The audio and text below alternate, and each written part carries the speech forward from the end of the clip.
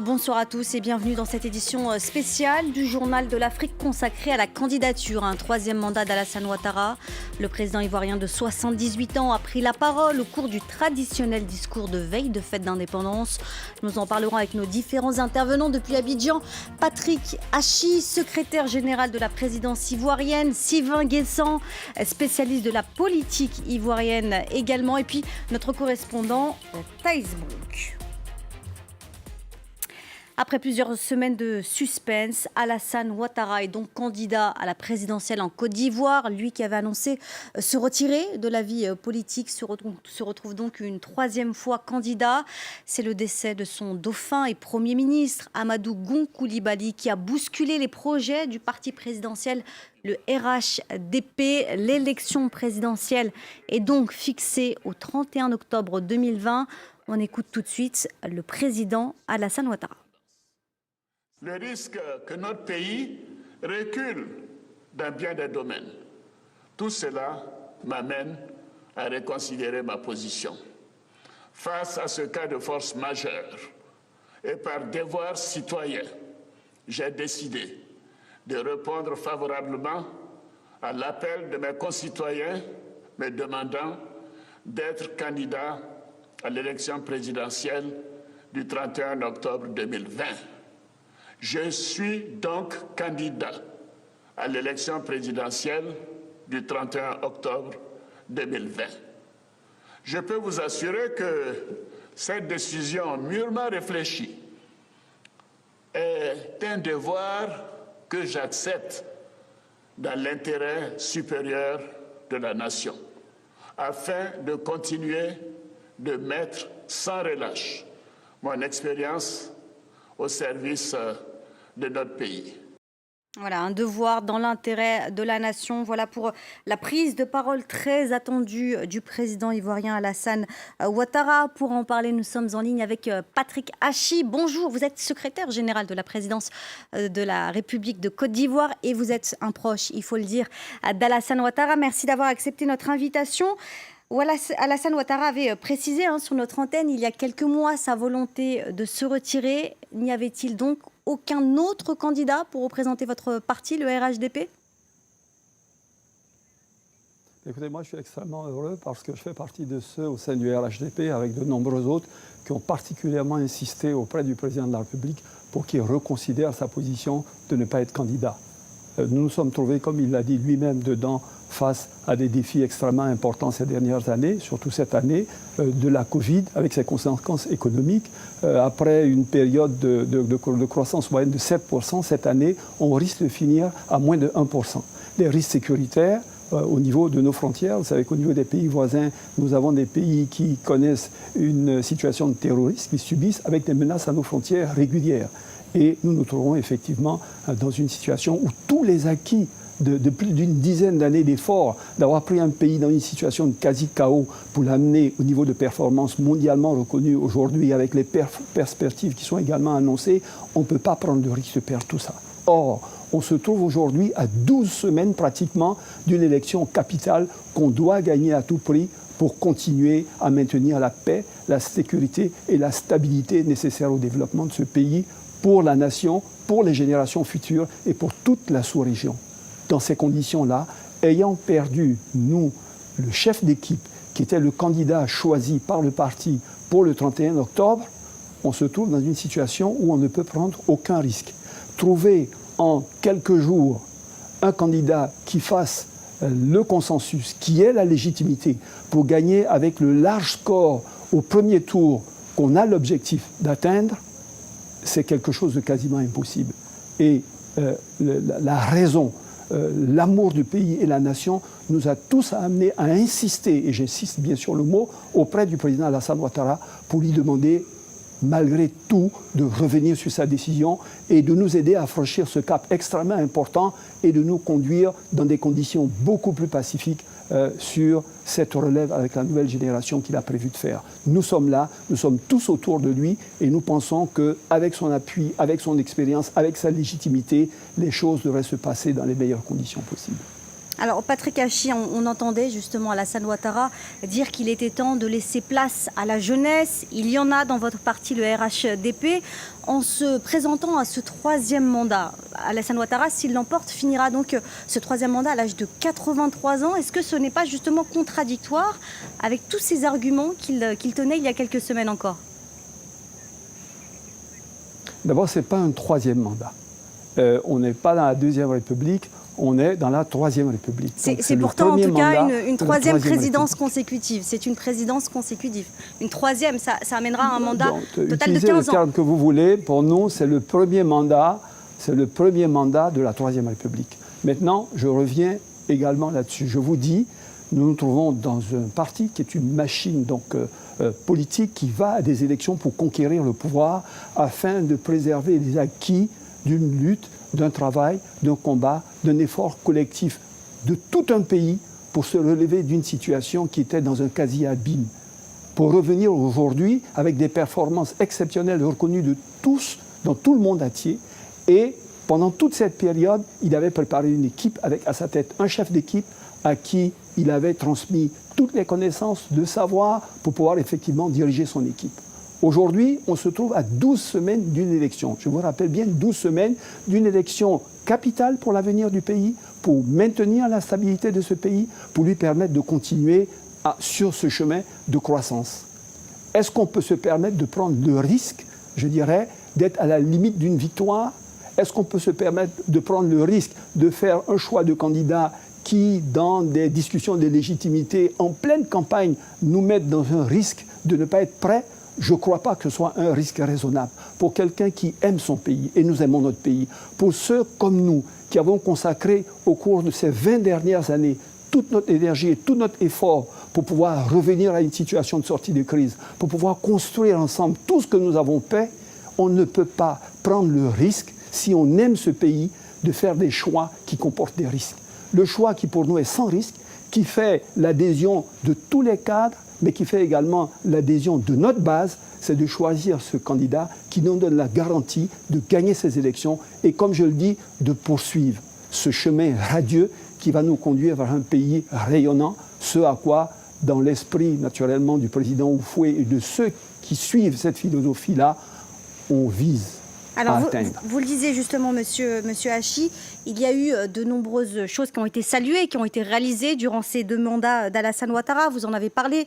Il y a la croissance, il y a la gestion très récemment de cette crise du Covid-19 avec des centres de dépistage, un dépistage massif, une prise en charge gratuite pour tous les malades. Mais il y a encore beaucoup à réaliser. On pense notamment à la corruption qui est encore très présente en Côte d'Ivoire et qui gangrène encore la société. Est-ce que c'est finalement le chantier principal qui attendra M. Ouattara pour la suite?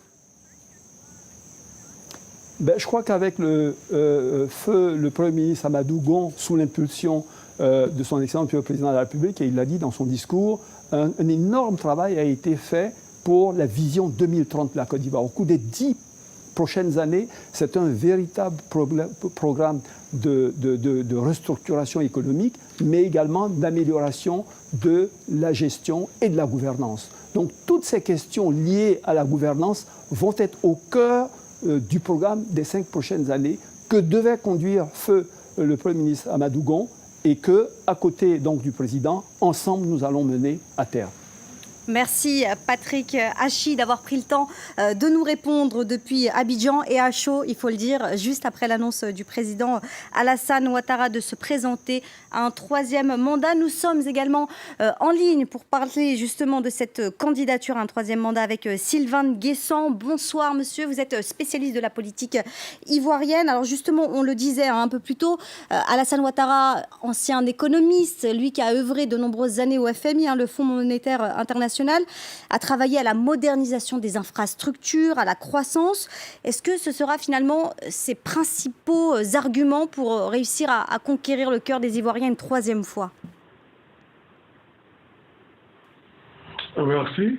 Bien évidemment, ces arguments que vous venez d'avancer, qui ont été avancés plutôt par M. le ministre Patrick Hachi, que nous saluons au passage, sont des réalités. M.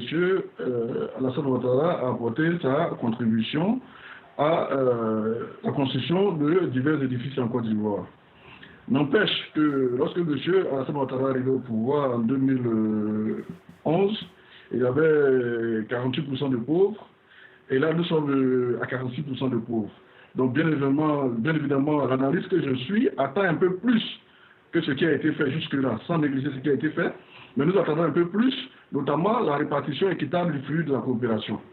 Nous attendons un peu plus d'être situés par le RHDP sur ce qui sera fait de l'école ivoirienne. Nous attendons un peu plus du RHDP ce qui sera fait du système de santé, de la réforme du système de sécurité. Et dans 4 ans, à la où nous détruisons la forêt ivoirienne, donc en 2023, il n'y aura plus de forêt, donc plus de possibilité de faire des plantations de cacao qui représentent 10% du budget ivoirien. Nous attendons d'être situés par le RHDP sur cette transition économique. Voici divers challenges sur lesquels nous attendons le candidat du RHDP et son état-major. Alors justement, on en parlait également de tout ce qui a été mis en place et aussi cette politique sociale qui a été menée ces derniers mois, ces 2 dernières années par le président Ouattara. Est-ce que ce sera finalement le meilleur moyen de contrer le FPI, par exemple, qui lui reprochait de ne pas être assez social ?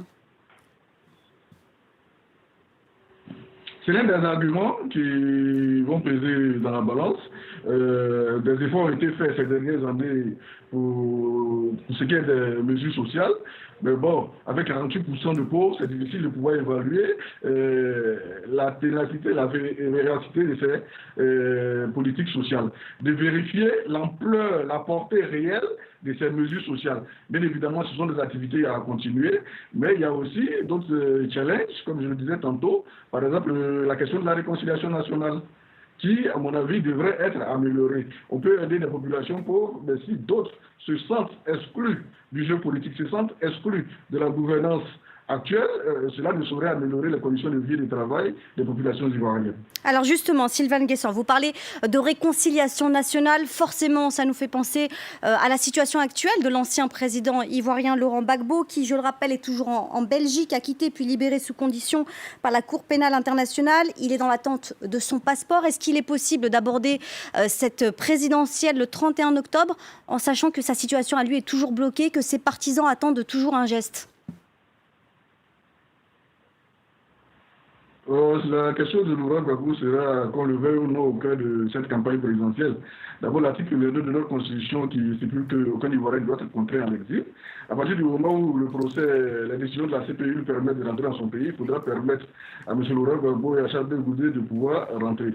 Quitte à appliquer la condamnation qui les attend ici à Abidjan, 20 ans d'emprisonnement. Maintenant, qu'en sera-t-il de leur volonté de se présenter? On ne saurait parler de Laurent Gbagbo sans parler également de M. Diom Soro. À ce niveau, il serait peut-être intéressant que le dialogue politique qui vient de reprendre M. Abdel Bakayoko, M. le Premier ministre, puisse se poursuivre et qu'une solution politique soit privilégiée par-dessus tout.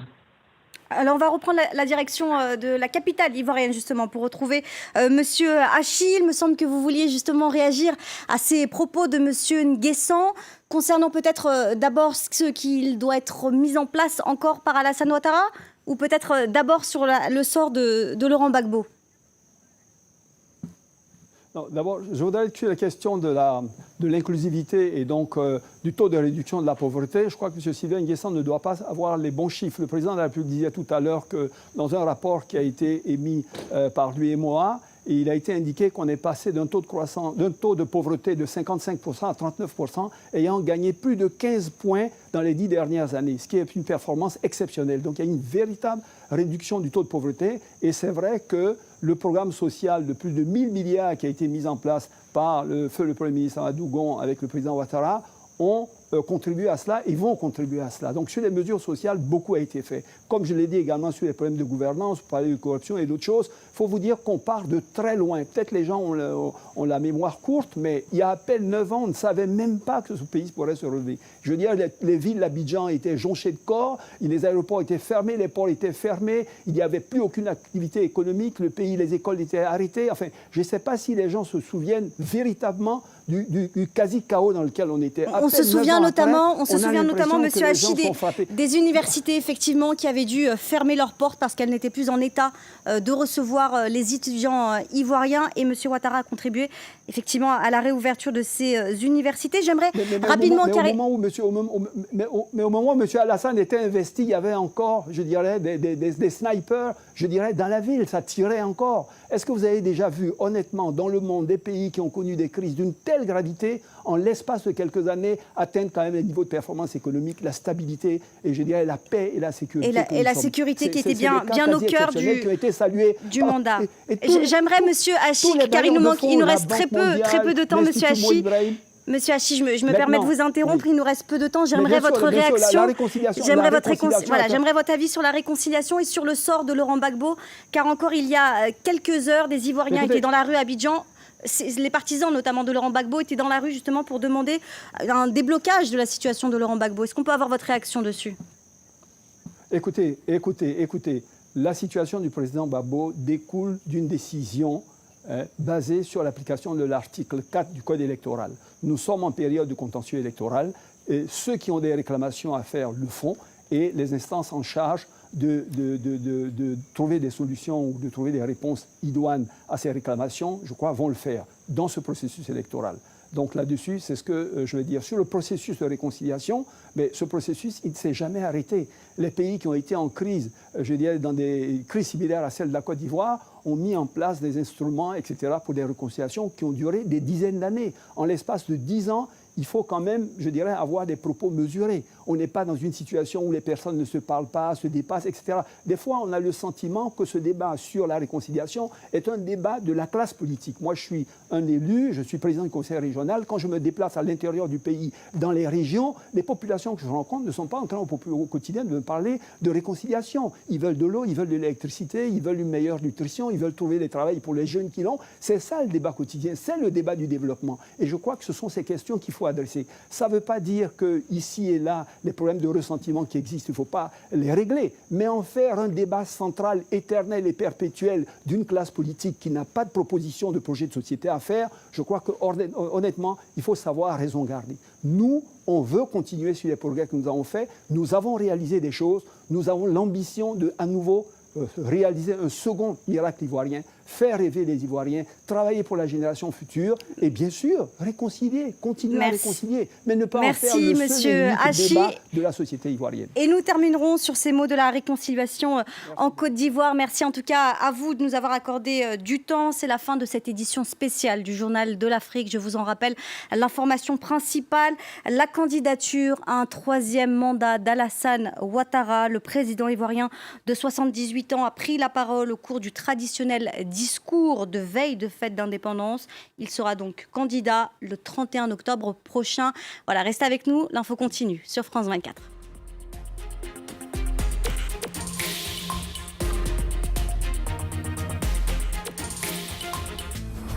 France 24 et RFI présentent. Ils étaient 17 en Afrique à célébrer tout au long de l'année 1960, dans la plus grande ferveur, leur accession à l'indépendance. C'était le moment magique. 60 ans après, qu'ont-ils fait de leur liberté, de cette souveraineté?